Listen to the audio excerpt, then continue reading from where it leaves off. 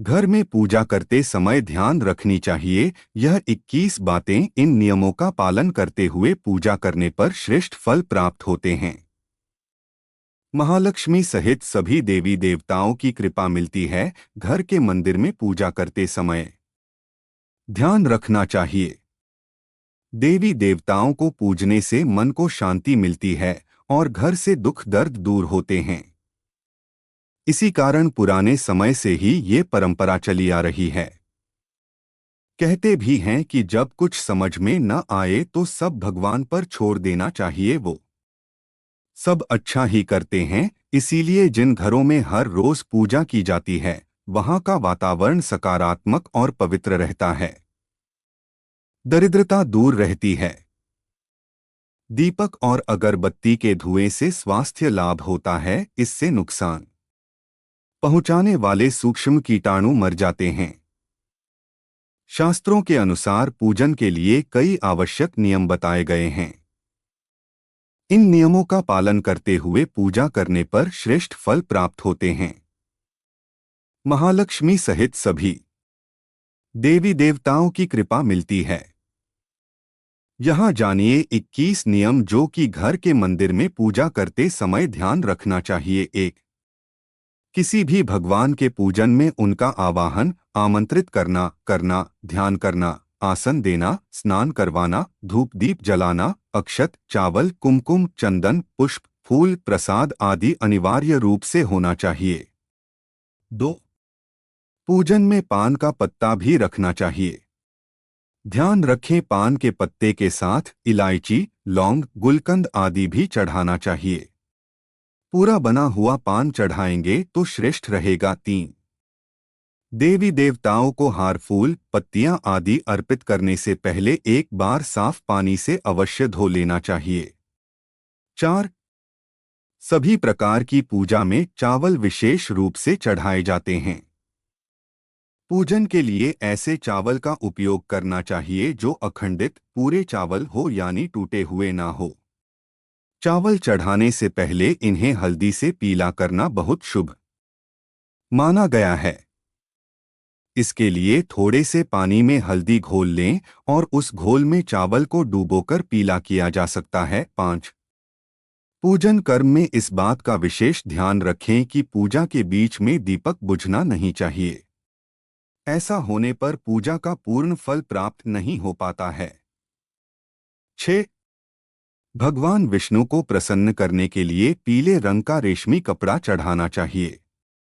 माता दुर्गा, सूर्यदेव व श्री गणेश को प्रसन्न करने के लिए लाल रंग का, भगवान शिव को प्रसन्न करने के लिए सफेद वस्त्र अर्पित करना चाहिए। 7. किसी भी प्रकार के पूजन में कुल देवता, कुल देवी, घर के वास्तु देवता, ग्राम देवता आदि का ध्यान करना भी आवश्यक है। इन सभी का पूजन भी करना चाहिए। 8. पूजन में हम जिस आसन पर बैठते हैं उसे पैरों से इधर-उधर खिसकाना नहीं चाहिए। आसन को हाथों से ही खिसकाना चाहिए। 9. यदि आप प्रतिदिन घी का एक दीपक भी घर में जलाएंगे तो घर के कई वास्तु दोष भी दूर हो जाएंगे। 10. सूर्य, गणेश, दुर्गा, शिव और विष्णु ये पंचदेव कहलाते हैं। इनकी पूजा सभी कार्यों में अनिवार्य रूप से की जानी चाहिए। प्रतिदिन पूजन करते समय इन पंचदेव का ध्यान करना चाहिए। इससे लक्ष्मी कृपा और समृद्धि प्राप्त होती है। 11. तुलसी के पत्तों को 11 दिनों तक बासी नहीं माना जाता है। इसकी पत्तियों पर हर रोज जल छिड़ककर पुनः भगवान को अर्पित किया जा सकता है। 12. दीपक हमेशा भगवान की प्रतिमा के ठीक सामने लगाना चाहिए। कभी कभी भगवान की प्रतिमा के सामने दीपक न लगाकर इधर-उधर लगा दिया जाता है, जबकि यह सही नहीं है। 13. घी के दीपक के लिए सफेद रुई की बत्ती उपयोग किया जाना चाहिए, जबकि तेल के दीपक के लिए लाल धागे की बत्ती श्रेष्ठ बताई गई है। 14.